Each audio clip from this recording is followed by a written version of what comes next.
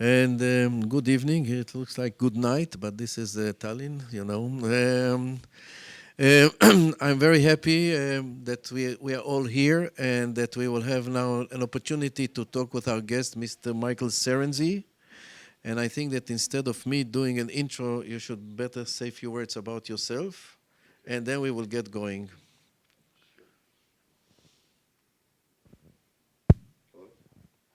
Green. It's green now. Okay. I'm Michael Cerenzie. Thank you, Catrill.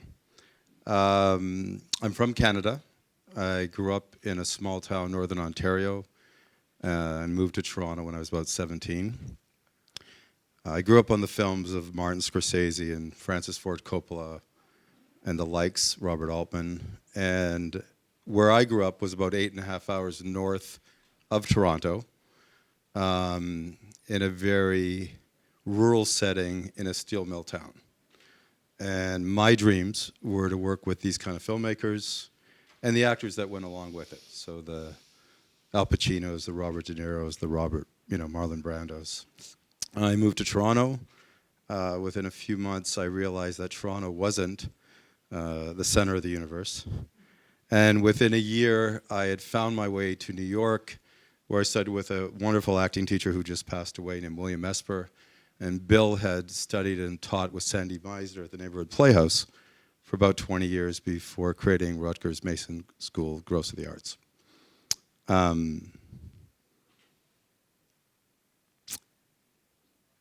I realized right away that I wasn't a great actor and that I really wanted to immerse myself with playwrights and directors in theater originally.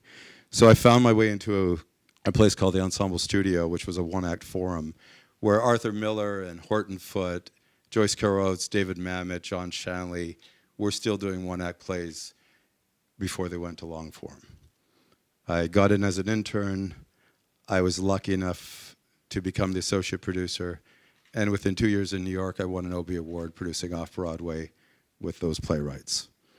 That propelled me to LA, where Chris Albrecht, who had just started HBO in their programming of the first series of Oz, were doing 1 hour in series, and they gave me a first look deal, bridging playwrights into the narratives of short form and long form programming for HBO in 93, 94, 95.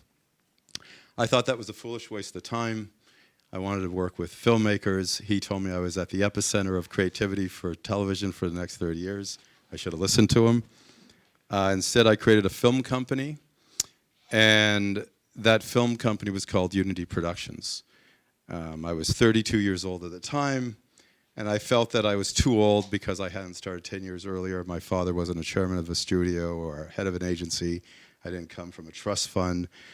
So I found a way in by working at a cigar room in Beverly Hills and hanging out with the likes of Sylvester Stallone and Arnold Schwarzenegger. In that room, I put together my first movie deal. And it was a 50 gang film taking place in 1957 Sunset Park, Brooklyn. I got Martin Scorsese attached as my executive producer. I got MGM United Artists to distribute it by putting up 35% of the budget. I raised the rest of the money out of a German tax fund. I was the single first card position produced by Credit. It was Matt Dillon's film. It was Stephen Dorff. It was James Franco's first film. Some other great cast. It was $10 million. And it was my first time on set, and I never produced anything before. I almost got hit by a car the next day when I read the reviews. I got 3% on Rotten Tomatoes, and I almost walked into oncoming traffic. And at that point, I decided that... You know what's his Rotten Tomatoes? Yeah. Okay. At that point, I decided that I wanted to become crafted in filmmaking. I'll skip ahead. I spent the next 5 years working with writers and great creative producers and great directors. And I decided after 3 years of working on a screenplay that it was good enough to get to Sidney Lumet, which I got it to Sidney Lumet. He had just made a Vin Diesel movie called Find Me Guilty. I didn't think his last film should be a Vin Diesel movie. I convinced him to do my movie, Before the Devil Knows You're Dead. And we had Philip Seymour Hoffman, Albert Finney, Marissa Tomei, Ethan Hawke, Michael Shannon, and some other wonderful actors. I produced that film. I was the creative producer. I financed it, and I did the distribution. So what I wanted out of that film for me was a full, total, nuts to bolts production from development. We funded development. We funded production. We produced it. We physically produced it.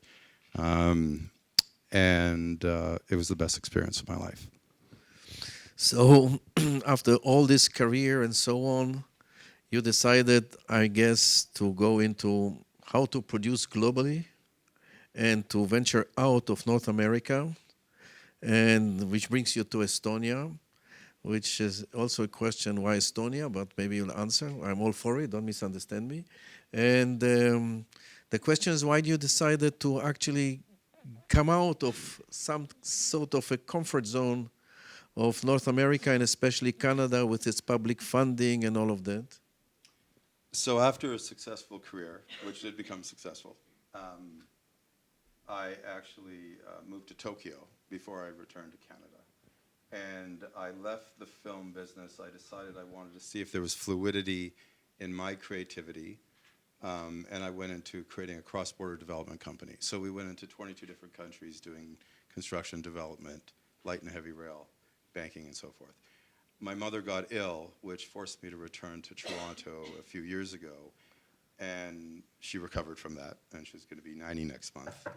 But when I looked around Toronto, I realized that they had great education, they had great academics, they had great institutions, but there wasn't anything tying these institutions together in a collaboration.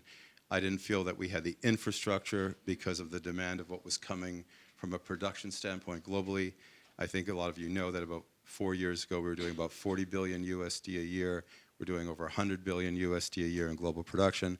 I felt that Toronto was in a unique place to take advantage of that. And so I raised a large amount of capital in Canada. We're building about 1 million square feet in studio facility. But I felt dynamically for Toronto and Canada to activate the 57 treaty co-productions, one which we have with Estonia, which is languishing with a lot of the other ones. I felt it was important to have a workforce strategy. So we work with 22 colleges that teach 26,000 students, that had 9,472 that graduated last year, that go into 280 programs that feed directly into computer animation, VFX, below the line, hair and makeup, and so forth. So basically what you're saying is that Canada, which after France, I believe, or maybe even before France, has 57 co-production treaties with 57 countries. And basically what you are saying is that it doesn't really work, or maybe it works partially. What does it do? What did it do to the Canadian film industry? Unfortunately, not enough. The Canadian producers are very talented, but I think that there's a bit of a lack of awareness. I think going to America, for me as a producer, you have no support. You have no financial support. And you're left to be purely entrepreneurial. And I think the reason why America thrives the way it does in a lot of different industries is that with a lack of support comes ingenuity. So just because we have 57 treaties doesn't mean that we're aggressively pursuing those 57 treaties. We were talking earlier when me and Cottrell first started speaking, is sometimes the more support you have, the less you do. So we often will wait for directors to initiate a project or to come on board. And I think part of the conversation we wanted to cover tonight was how producers need to be more entrepreneurial, about initiating the project, about creating the opportunity for other people to come and work with us. So I just wanted to stay another minute on the question of co-productions, because, you know, there are mixed feelings or mixed thoughts about co-productions. I, for one, don't think that this is a magic formula, and I have my questions about co-productions. But now that you are here and you are looking into different countries and with the treaties, actually, the way you see it, why to co-produce? Why co-produce? I see it for a few different reasons. Most co-productions initiate from the country of origin as a cultural element to show a piece of their country. It usually comes under a cultural umbrella, right? So I think part of the reason to co-produce isn't just for what is the benefit from a grant or an equitable contribution in the strategy of the co-production. But I also think I look at it as important from a cultural exchange that could be initiated. However, like everything creative, there has to be commerce to it, right? So to your point, there's a lot of red tape. We talked about this as well, that trying to do some of these co-productions are sometimes more complicated than worthy. But what I do think is important, and the reason why I'm in Estonia, there's a few reasons why we're in Estonia, but one of the reasons is when we look at the Baltic region of Europe, as well as parts of other Eastern European, there's an article that came out from Netflix a few months ago that said that Netflix wanted to spend $1.3 billion in Eastern Europe.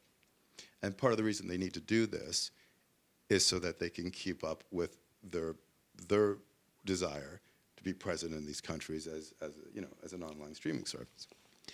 I look at co-productions as a way to initiate into that kind of number where it's harder for a country on its own, if it's a smaller size, to get into that kind of production spend to actually aggregate into those kind of numbers. So I think there should be a cooperative, a coalition of thinking. And I'm going to go on for just one more moment. Go ahead, go ahead. In America, they always feel, and I had a great career. America helped build my career.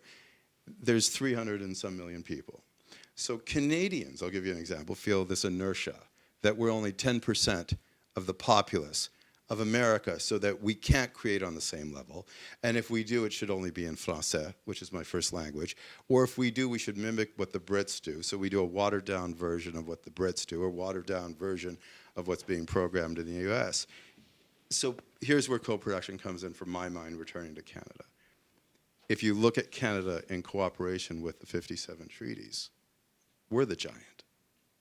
And if you also look at the discipline of how Netflix is aggregating content, Amazon, Hulu, YouTube, Facebook, Apple, which are all doing about 2.5 to 3 billion each by right now annually in production spend globally. So Kimberly Rock at YouTube does 3.2 billion a year. Apple did 2.8 billion last year under Carolyn, right? Jennifer Ruzikoff, Facebook Productions, did 3.1 billion, and those numbers are doubling.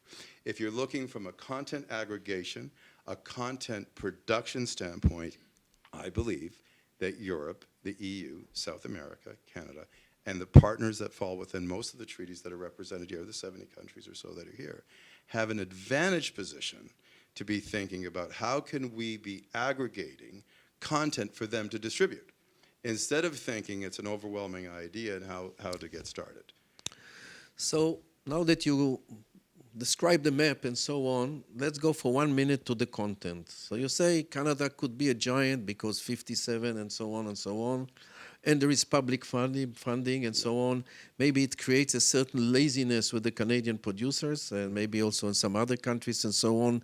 But if we talk about content, there was a time that we said content is the king, and then there was a time that we said the consumers and the audiences are the king.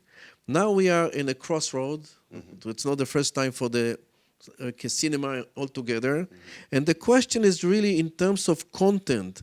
Instead in terms of content, how a producer, or the new role of a producer, or how a producer can really find himself or operate or create a strategy from the content point of view.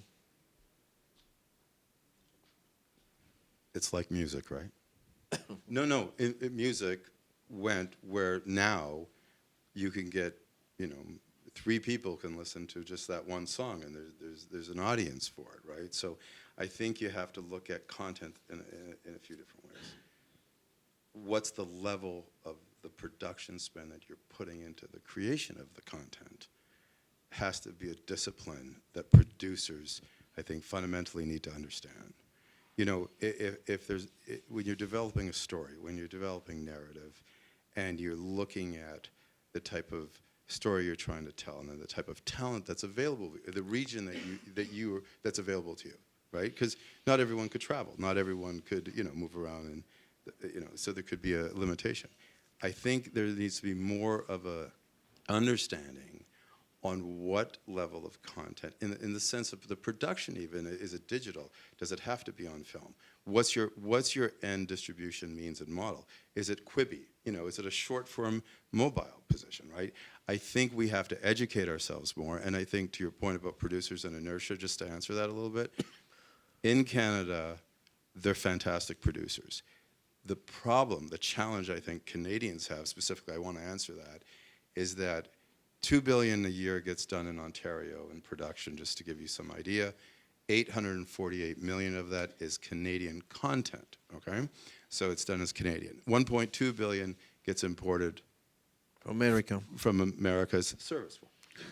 What stunned me and what put me on this path in the last few years is that maybe 100, maybe 120 million is coming from co-productions. So if I'm trying to build this facility to get us up to 4.5, 5 billion, Vancouver is 5 billion a year now, right? If I'm trying to build Ontario into that position, should I not be look at modeling from a co-production standpoint? How do we aggregate and bring those people? I think for the CMPA producers, the Canadian producers in Canada, need to be initiated, need to be mentored. That's why I invited you. I invited you to come and speak there as well, because I think for Canadians, like most people, we need to hear from other people outside of our own camp before we start paying attention to it. So I believe that migration of information is important as well. So basically what you're saying, maybe not, so if I'm wrong, let me know, that the producers now should really think in terms of content on generating local productions for the streaming services, or maybe looking also for their own films and not necessarily for the streaming services, because the streaming services will come and they will need a lot of content, also in the local languages and so on. The question for me is, how do you balance between what I call the cultural values of the films we make and the commercial values of the film we make? And the question is really, for me, it's really, what will be the new role of the producer, or how a producer should create a strategy when he knows that he may find himself being able to submit to the streaming services projects in his own language, or maybe, but for the liking of the streaming services, or stay with his own stories from his own backyard, etc. Well, I think it does fall back to some of the first question, and I'll answer it more clearly. This is what I've come to know as a producer. When I did my first film, it was ego. It was ambition. It wasn't about the connection to the story, to the narrative. It was the desire and the ability to be able to build the components that I thought would make a great film. I was wrong. What I found over the years, and what I developed within me, was my creative authenticity, right? So I think really what you're bringing up is a really, really, really important thing for producers. You have to be moved, you have to have passion, and you have to wake up wanting to create in this vessel, okay? Because you're inviting other people into your vessel, right? And even if you're not the screenwriter, if you've found something in someone else's original work, or it's an adaptation of a poem, of an 18th century poem, there's something in it that's moved you to get into the producerial role of this. So to ask whether it should be developed as an indigenous language piece, or go to streaming, or be more commercialized, here's what the question I would say is, what are you? Like, what do you want to be? Like, who do you want to be? I never could be a J.J. Abrams. It's not in my DNA. I don't even know how you make a film like that. I'm amazed by it. So for me, I'm moved personally by storytelling of something that I believe shows a part of the human condition that you didn't know before you walked in the room. Now that could be a violent human condition, it could be comedic, it depends on the story. But I think what the question is to the producer, they have so many, here's the thing, Carrie, they have more options. You could be telling a very personal story in your indigenous language, and it could be short form programming, or it could be a dynamic piece of commercial aspect of your culture, but not in your indigenous language. It depends on, I think there's more, here's the confusing thing today. Now there's all these options. So I think we need to find more time. I think all producers, and I look at producers this way, I think we're a creative bunch. I really, really, really think we're a creative bunch. And so I think it's about finding what it is and why it is you need to tell that story. And then that adds into the narrative of what you're creating. So basically, we are talking about, if it's possible, original content with commercial potential. Definitely. If we can combine it together. So I was a student in NYU in the late 60s. So I had a teacher who was a terrible man. His name was Robert Altman. And he used to tell us to recite after him, and I'll do it without it. So it used to tell us, if you produce for the masses, you will live like the classes. If you produce for the classes, you will live like the masses. Which means if you produce for the masses something which is really, you'll have a nice house with a swimming pool, etc. But if you produce for the classes, the super outhouse, you will live at the entrance to the Tallinn, to the city here. So we have to decide really what we want to do. This was a metaphor. But now, when I meet with my colleagues, basically, I hear they are asking themselves when they get a project, is it a project for cash or can? Once in a while, you can get a bingo, which will be cash and can. But most of the time, it's cash or can. And the question that we have to ask ourselves, what do we want? And also create a strategy. But going really further, do you see now, because of these changes, also new players coming in terms of financial sources, in terms of really financial sources that are also ready to take risks on more daring projects and so on? Personally, I believe, looking at Europe and being in Europe for so many years, that because we have public funding here and because we have money also for development, we can be more daring, take more risk. It's not Hollywood with development hell and all of that. It's really we can take risk and be more daring. And I think that also the decision makers can be more daring. But going back to the question is, if you see now new players or new guys or new financial sources coming in, also because the volume of productions is growing that much. I do, actually. It's a great question.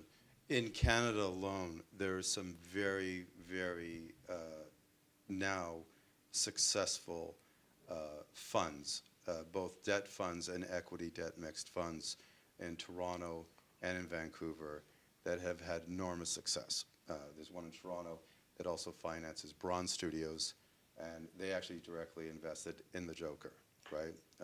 They did a series of, it's like an off-balance slate financing deal for 5 films for Warner Brothers.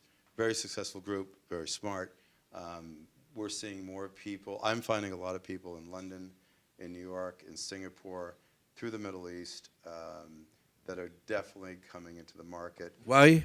Because they feel that, because to your point, that it's such a bull market, that the complexities of what used to make something successful, that it's mitigated by the fact of the bullishness of the market itself. Now, whether that's correct or not, I actually don't have an opinion right now. But I am finding more private sector people coming into the play on it. And to your point about Europe, though, and the EU and the way producers work here, what you have to understand, I spent 20 years in Los Angeles, they just develop everything. Like, they just develop everything. And everything has $1 million or $2 million attached to it. So I think it's about, again, for the producer being creative and strategic in the deployment of private capital as well in the creation of the content. But now when you research a little about Europe and so on, how do you see that you can really, what kind of strategy are you can develop in a market which is really fragmented to a certain extent, with quite a number of countries, each country with its own public funding system, with their own regulations, its own criteria, with a tremendous amount of bureaucracy. I was part of it, believe me, I know. And how you can come, because you know, America is America. It's a unified market in a way. Europe, it's a fragmented market. How do you see, you think about from strategic terms, that you can really find yourself in such a fragmented market?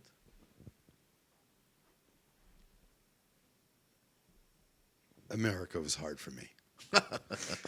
I was homeless 3 times and I was illegal for the first 6 years.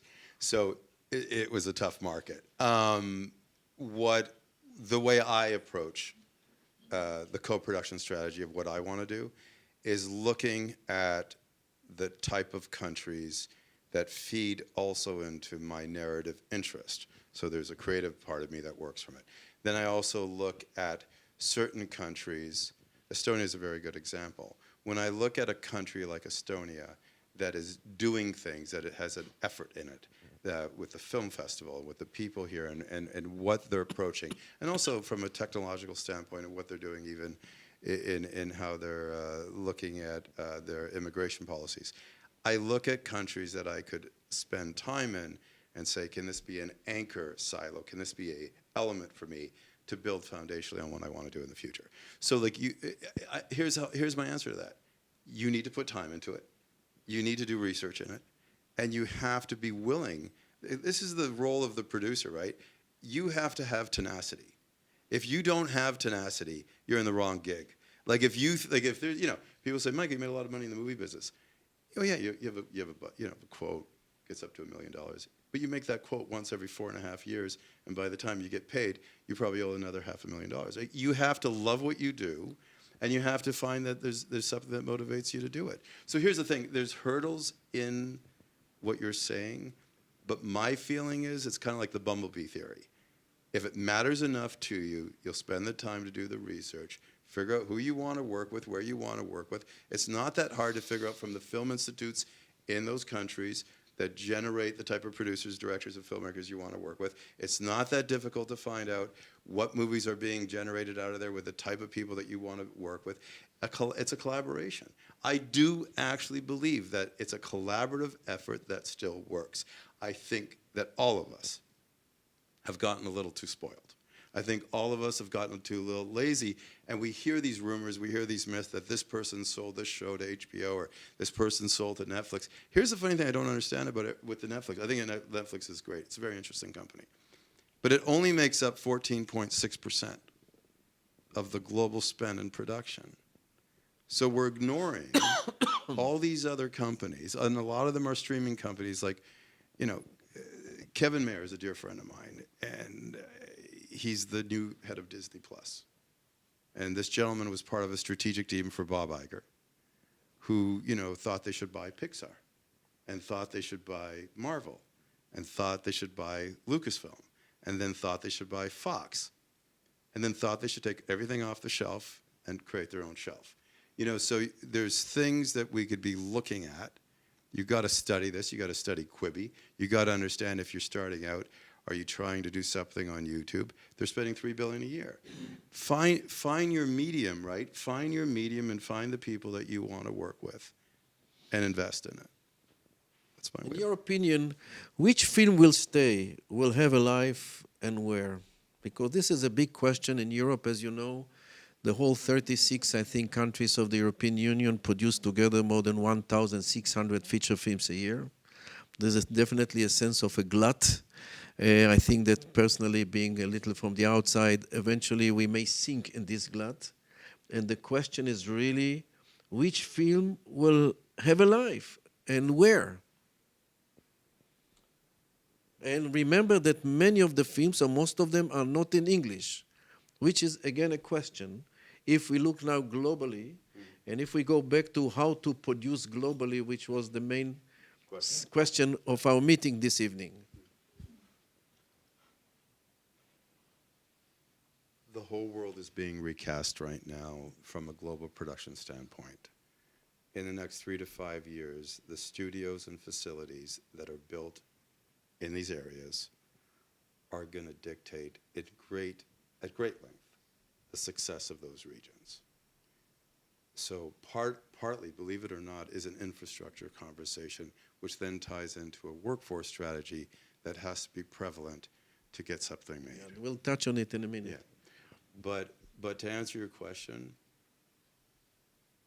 we've ran into gluts before. I mean, I believe that there'll be a correction. I don't think any of us could guess at that, Curiel. I don't think I can answer you and tell you where I think personally who's going to thrive and who isn't going to thrive. Well, the kind of film, the kind of stories, not who. The kind of film?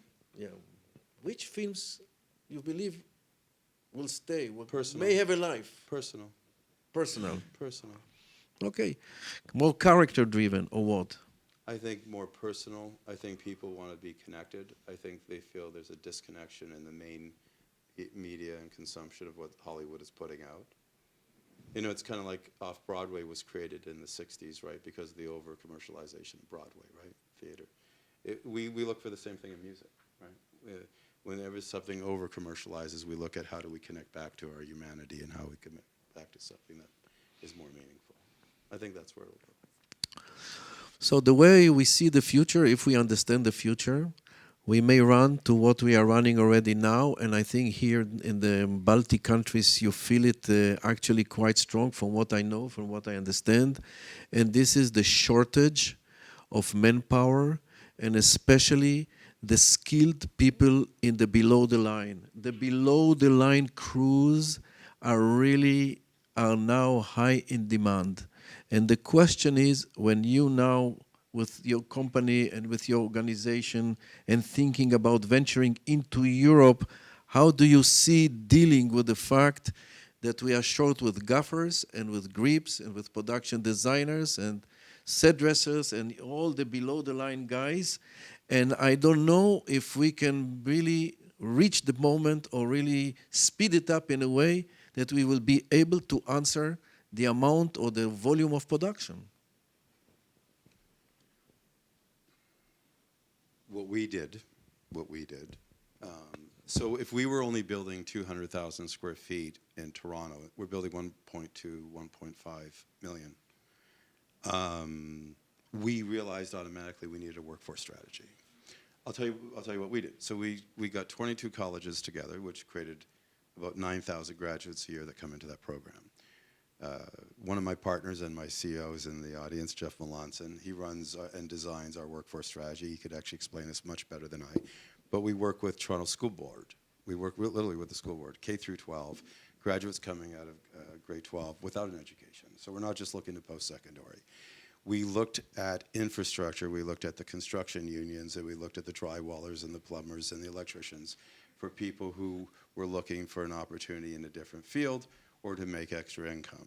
We looked at working with what was called Toronto City Housing, which is 110,000 young people between 18 and 35 who are struggling, who are at risk, and who don't have the money to always take care of themselves, that are on, social aid.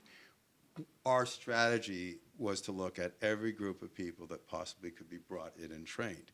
We then worked from a municipal level with City of Toronto, a provincial level of Ontario, and federal on retraining and programs that come in to do 3 months, 6 months, 9 months, paid internships, cooperatives, and apprenticeships. Because what's happening in Toronto is no different from what's happening anywhere here, is that you have a scale, you have all this new production coming in, and there's no time to seasonally train people. So Exactly. we work with the DGC, the Directors Guild, and the unions, and we do that. I think what our design of coming in and looking at the Baltic region specifically is sharing our knowledge. We've spent the last 3-4 days here with academics, institutions, and all these amazing people. And we've said, look, we're willing to come here and share our programming with you. We're willing to share our strategies with you because we believe that it has to be a cooperative effort, whether that's municipal and state in this case, right? But the institutions have a role in this as well. Just to train in the arts to come out in 3 or 4 years with a degree or a diploma, you're not going to be able to activate that if we don't have the below-the-line people, right, building the This growth. is why I made a specific point on the below-the-line people. Yeah. Because the schools are full with guys who want to be directors, Yeah. writers, maybe producers, I don't know, producers, I'm not so sure. But I'm talking about really the below-the-line guys. At the end of the day, someone has to make the film. And you have to have a crew, whether it's 5 people or 500 people. And the question is, how do we do it? So I hear what you are doing in Canada, and it sounds quite interesting. And I don't know if some of you here will pick up some of these ideas and so on. But I wanted to move a little further also because I believe that the producer nowadays has to look at himself or herself and get a better understanding of the role. And I'm coming to a question which is, again, all the time on our mind, and this is the next step, which is really the marketing and the distribution and the promotion and how do we deal with the film that we make, and what kind of changes do you see? Because it's nice to train the below the line guys, but the question is if we train enough and we understand enough the whole element of marketing and distribution in this particular landscape that we are here at the moment, towards the end of 2019, with the streaming platforms, etc., and how do we can sustain ourselves? A tough one, huh? Simplify that a little bit. Just a little bit. No, to simplify is, like you made a film. Yeah. No, I'm a producer. I made a film. And I want to know how shall I go about distribution? How shall I go about marketing? What are my chances that my film will be visible at all? Maybe this whole structure of sales agents, etc. Maybe yes, maybe not. A great part of the films we do, unfortunately, will end up or will have a life only in festivals. And the whole place they will have will be a festival's life. It's the reality for some of the films we make, or actually more than some of the films that we make. Do we need for festival life a distributor? Do we need for festival lives a sales agent? Maybe the producer can take upon himself more than he's been taking up to now. Maybe we can rethink a little, how do we promote our product when we have all this digital universe and so on and so on. Because we have to look at it in a more round way. We talked about development, we talked a little about financing, we talked a little about production, but I think that we should also talk, what do we do with the film? Okay, the creative process is over, we have a product, we have a film, and then what? And the question is, if your organization, your aggregation of the group of companies deals also or will deal also with that. I don't know if I simplified. Yeah. If I can answer this properly, we're all going to be, everyone will be really happy. Okay. I think it's a complex question. So if we don't look at it 2019, if we look at it in the 80s when I started out, and and we needed the sales agent, right? We needed a sales marketing company to connect to the distribution companies to create the sales and to be part of the financial modeling, because there was an expertise in something that we didn't understand and we didn't have access to, right? So if you remember back in the day, I'm not saying it still goes on today, they go to the festivals, they represent the film, there's a cost to carry, and there's a percentage to pay for that. I think what makes today difficult is we're in between some worlds, right? So to your point, that still exists, but on the digital side of it, or on the short form programming side of it, I don't believe that most producers have the information to make the decisions that the same producer would have had 15 years ago. I think it was a less complex time. It was kind of simple. You kind of knew where your film would end up. You kind of knew if this was a Telluride or a Sundance film. You knew if this would play in Cannes or Berlin. There was a different methodology to it. I think because there's so many options today, there's a big gap for producers of all ages and all levels to really know where to go. So I don't have the answer to that. I really don't have the answer to that. I didn't ask so much for the answer. It's like with your initiative, Stratagem, like this umbrella organization, if I understand correctly. What we're doing to do that? If you are dealing with all or looking into this part of the overall arc of making a film. We are. So from a domestic side, we're launching our own distribution company next year for the domestic market. And a lot of what we do, so our company does a lot of different things. One of the stuff, it is a production service company as well, so we service a lot of American productions. We often take the Canadian rights of those films when we service the Canadian production. We also finance both debt and equity and mezz into those films. So we may take certain rights from a Canadian standpoint, so we're launching a Canadian distribution company to start. And at the same time, we will launch a foreign sales company. And I'll call it a foreign sales company because I differentiate between a distribution and foreign sales. So in a traditional sense of a foreign sales company, we will launch that at the same time. because it's part of the product chain for us, and it just makes sense for us to aggregate that way. Now, in going forward, though, to try to answer your question a little bit better, I do feel that most producers who come to us, and these a lot are independent producers through CAA and WME and ICM and UTA in LA, who are producing films up in Canada, right? So they're represented well. They're intelligent. They know how to raise capital and how to do it. I can sense from them the unknowingness, very different from 10, 15 years ago. They don't know where to go and how to go about the end, to have the type of control that we would have looked at before. It was a more black and white world before. If you didn't go theatrical, you knew where you were going to go to paid cable or free television. It was very clean thinking, right? Where today is like maybe their hope is to get a North America, to get the Netflix purchase or an Amazon purchase, right? So I think that right now in 2019 is chaotic. So it's added a level of chaos for the producer, where they don't know if the traditional route even works for them anymore.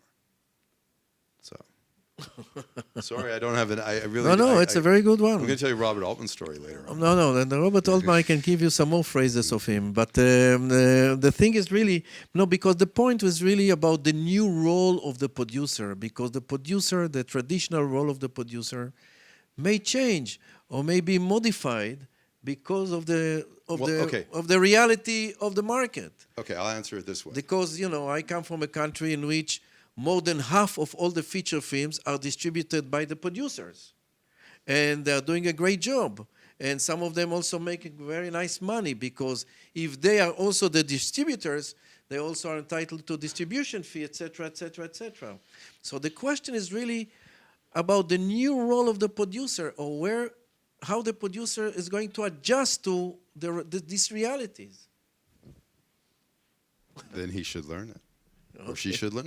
No, because it goes back to, how we were talking about the total producer? Yeah. Okay. So, do you want to explain that? No, for me, a total producer, I can say there's a phrase, so-called a phrase, total, I'm not sure about it, but it's a producer that takes it from the idea all the way to the poster. And he's there. As I said, more than half of the producers, the country I come from, they distribute themselves their films. In many cases, they do what it used to be called in the old days of John Cassavetes, a four-wall deal. They go to the cinema theater, they tell him, give me your walls and your carpet, I will take care of all the rest. And you know what? It works. Not on all the movies, it works. Maybe in the situations that some of the films are, maybe because I come from a small country, it's possible, but this means an additional element to the role of the producer. And this is one example, but there could be also other examples, and this is why I raise it. I agree with you. Very short answers. No. But here's what I find in Canada. I find in French Canada, Canada will do it. They do a phenomenal job. Exactly. Very similar to Israel, very similar to what you're talking about, where they promote it and they find their audience and they get behind the marketing and distribution of the film. English Canada, where I live, they don't do the distribution marketing of the film. So they spend all this money. There's tax credits, there's equity from Telefilm or from the OMDC, and they don't follow it through. I think you're asking me my opinion. Of course it's the producer's job. It's the producer's job to carry it through to the furthest extent that they can. And I think because the market is fragmented, and because it's fractured, and because it's not as clean as I was explaining it as it was 20 years ago, I think you have to take on that role as well as you can yourself. I don't want to talk endlessly, so if there are any comments, you don't have to agree with anything I said for sure. So if there are any questions or any comments, if not, we'll continue. Are there any questions? No, but what has happened in our case, if I had to stay on this point for another minute or two, we realized that distribution is a skill. I'm not playing it down. And producers, I was a producer for 25 years, and I don't pretend and never did that I'm a distributor. But what has happened because of that we created, if you want, a new position which is the same as a producer will hire a line producer or a production manager. There are now 4 or 5 guys in the country, and he hires them as distribution managers or line distributors, if you like. They know the job. They work for the American majors in the country. They know everything, booking, etc. But they report to the producer. And they report to the producer. And the producer is the one who has the overall responsibility. Because when you really think about it, if I open it for 1 minute, basically, what do we do to a certain extent as producers? And this is really what annoyed me throughout the years. You put your neck on the line for 3-4 years to make the movie. Finally, you got all the pieces and this and that, and then finally, the baby is born. And then what do? You give it for adoption. You give it to a distributor. Now, if the distributor is a nice parent, he will take care of your boy. But if he's a terrible one, he will put it in an automatic pilot, and he will give you 1 weekend in the cinema, and then it's out. And then you sit in your office and you eat your heart out, and I'm telling this you from my own personal experience. And the main question is, whose film is it anyway, and who controls the fate and the destiny of our films? Personally, I believe that the ones who put the neck on the line 3-4 fucking years to make this film should control the fate and the destiny of the films. So it's good maybe for a tiny country, and maybe it may be good for Estonia, I don't know. But I'm not sure that for Canada, and definitely not for the United States, unless I'm wrong. For the United States, that can't happen. That's very difficult in the United States. For Canada, it's possible. It's possible to do that for Canada. Part of what we do at Stratagem, just so that we're clear, is we, as a we have 5 different companies within the organization. But what we feel our strength is in animating existing creative elements that already exist within the community itself. So, for instance, we partnered with the local union. You know, there's IATSE, which is a North American union for labor. In Ontario, there's also NABET 700M Unifor. We partnered with them. They were one of our investment partners in our studio build as an employment strategy, because so much production service was coming in. There wasn't stage readily available for them to do their production.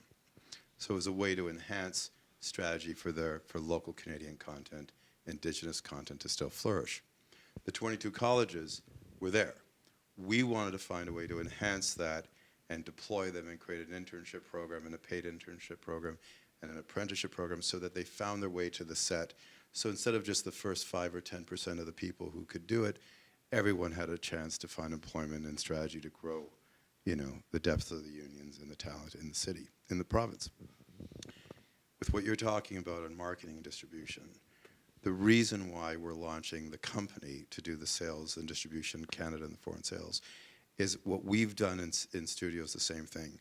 We're building 1 million square feet, but we advise and we work strategically with smaller companies that are doing 10,000 square foot studio, a 5,000 square foot studio, for commercials, maybe for photography, maybe just for small independent film. Our feeling has always been to show a way for other people to populate it and to scale it. We can't scale it on our own, right? So we do think it could work in English Canada. It works in French Canada, so we don't understand why it shouldn't work in English Canada. I just think it needs some entrepreneurialism and it needs some attention on it. Well, the entrepreneurial spirit is something that is very hard to teach. And we see it also in Europe. To me, in a way, if you see many and most of the projects are basically initiated by directors / writers. Not that many are initiated by producers. We can talk about it at length, but basically what I would like, if there is any other question, or yes, please.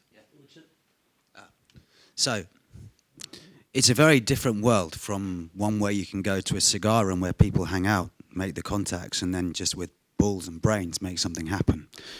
Well, the question is, if you were starting off now in the landscape that exists, what do you think the key skill set and contact, how would you go about it now in terms of finding the skill set and the contacts and navigating that uncertain sea of sales agents and distribution companies and streaming companies.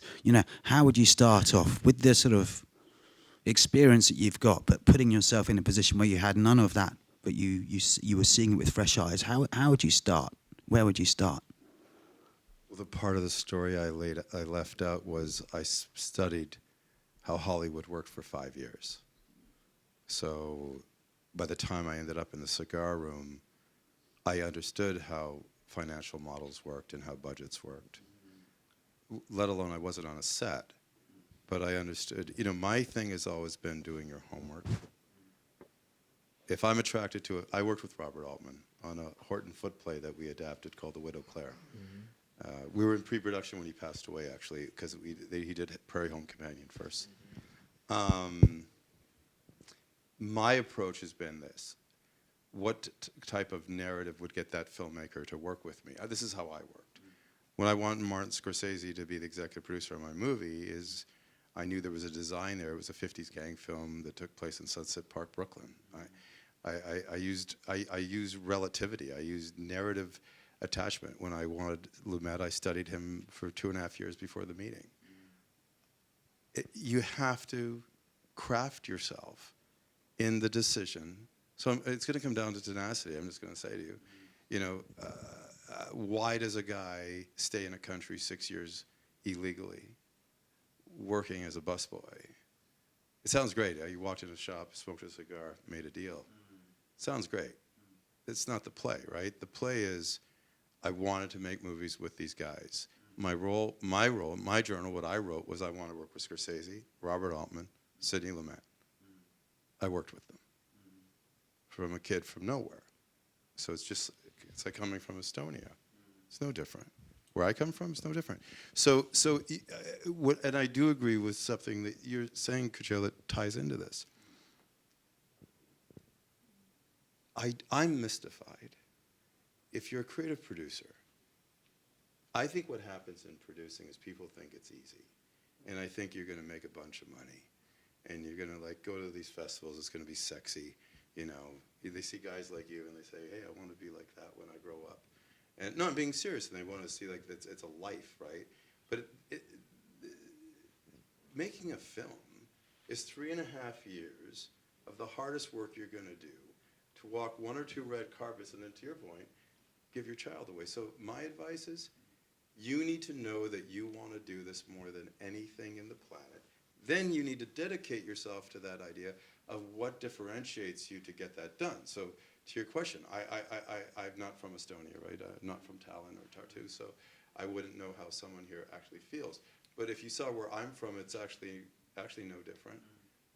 Most people don't live their life. Most people don't live their dreams. They live a life. And I think the decision has to be, who am I? What have I dedicated myself to be? I think it's a great question. Most producers, a lot of producers, there's people who make money in this trade by not making great film, but by just putting content together, by brokering deals, unfortunately, right? By taking advantage of other young, creative people who do have passion, who do have great hearts, who do want to be the next future storytellers, right? And unfortunately, when we look at sales marketing people sometimes, right, and producer reps, what happens in our industry, unfortunately, is it attracts sometimes other folk, right? So I just want to end it on this, is for any young person out there, they should just follow this. But you have to be diligent. You really have to realize that it'll take 2 or 3 years to get something made. And you have to say, is that worth it for me? We never finished the film, me and Bob, right? We worked with Horton for 2 years adapting it from a 1-act. We got Kate Winslet, Robert Duvall, Jake Gyllenhaal, Matthew McConaughey, everybody attached. At the same time I was making Before the Devil Knows You're Dead with Sydney. I was walking from Sydney's office to Bob's office, and I'm a kid from Sault Ste. Marie. This is fucking amazing. He calls me one day and says, oh, yeah, I'm going to do this little movie first, Prairie Home Companion. By the time we go to start, he passes away. I learned more from Bob Altman, who's tough, and Horton Foote, who's a brilliant writer, in the 2.5 years of development, right? than most movies that I ever worked on as a producer that got shot. I think that we live now in an age that content is king. I believe that we are now in a period of content-hungry world. And though the one who will come, I use the word content, which I'm not so happy, but the one who will come with stories. We are now in a stories-hungry world because there is such a volume of production and such a need for this volume. And the one who will come with stories that can really generate interest, that can really generate curiosity and so on, will really may have a chance. No one will give you anything because you have a great camera or 1 million square meters. No one. But the one who will give you work is if you have a story that is different, that it's interesting, that it's like, uplifting or whatever you want. We can use all the phrases in the world. But we live at the moment in a content, in a story-hungry world for the moment. I don't know what will be in 2 years from now. But everybody's after stories. Everybody's after all of that. And I think that if I was today going back to be a producer, I will never wait for directors coming to me with the stories. I will initiate, because I think there is a difference between a creative producer and an initiating producer. A creative producer can be somebody where a director came to him, they work together, they develop together, they do draft after draft after draft. But there's a difference between this and an initiating director. A producer who buys options on books, who does what a producer should really do and initiate, and then hire a writer and eventually match the right director, etc., etc. I'm not saying that this is right and this is wrong, and the American way and the European one is wrong. I don't think that my dear friend David Putnam, that out of the 21 or 20 films he produced, 21 with his own ideas. He never waited for someone to come to him. It's extreme. But I think that we should really balance our act if we want to be producers. We should get projects coming to us, but we should always also initiate. And especially nowadays, because there's such a need for stories and with all the streaming, endless platforms. So your power, your strength will be in the stories you have. I have to finish, huh? It's 6 o'clock. I'm on time. I would ask, Michael, you said basically work hard, know what you want, know your business, know your clients and partners, follow your story. What else would you recommend for people starting in the business or being in the business already? Final words? I think you need to research producers that you want to be like. It's like in any form of art. You need to take the time to understand what you want to be, But within that, you need to find your own authentic voice, because the one thing I learned from working with the people that I worked with, and I was mentored by the people I produced, which is a very interesting way to go about building a career. It's about your authenticity that'll make you successful. A producer to me is no different than a writer, is no different from an actor, is no different from a director, filmmaker. It's how they lens and view the world around them, the subject matter that they're looking at. So I think you need to really research that, and if you can identify, then you'll get there. And then you have to have more tenacity than anyone else in the room ever. You always have to be working late. There's no 5-day week, 4-day week, 12-hour day. It's just you work. You have to dedicate yourself. You know what it is? You're dedicating yourself to a proposition larger than you. It's a film. It's larger than you. It's a living body larger than you. I go back to Altman for a second. He was a real son of a bitch, and he was trying to break our will to become filmmakers. So he used to tell us to recite after him, listen, dumbheads. If you decided to become filmmakers, you should know it's not a profession, it's not a job, it's not even a way of life. It is a slight mental disorder. If you'll understand it, you'll survive. I completed now 50 years in the film industry, and I'm still alive. So it is possible. My apartment in Tel Aviv went 4 times to the bank as collateral for loans.